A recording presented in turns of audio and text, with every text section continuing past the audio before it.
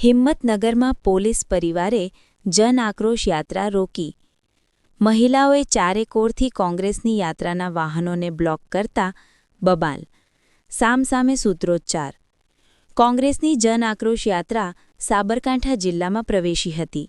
આજે આ યાત્રા હિંમતનગરના ન્યાર મંદિર વિસ્તારમાં પહોંચી હતી, જ્યાં તેને પોલીસ પરિવારની મહિલાઓએ રોકીને વિરોધ પ્રદર્શન કર્યું હતું. દરમિયાન મહિલાઓએ ઉગ્ર વિરોધ કર્યો હતો અને જિગ્નેશ મેવાણી હાય હાયના નારા લગાવ્યા હતા. જોડે કોંગ્રેસના મહિલા અને પુરુષ કાર્યકરો પણ સામે દારૂબંધી બંધ કરોના નારા લગાવ્યા હતા. મહાવીરનગર 4 રસ્તે વિરોધ. પ્રાંતિજ તરફ આગળ વધતી જનાક્રોશ યાત્રા ટાવરથી રેલવે ઓવરબ્રિજ પર થઈને મહાવીરનગર 4 રસ્તે પહોંચી હતી.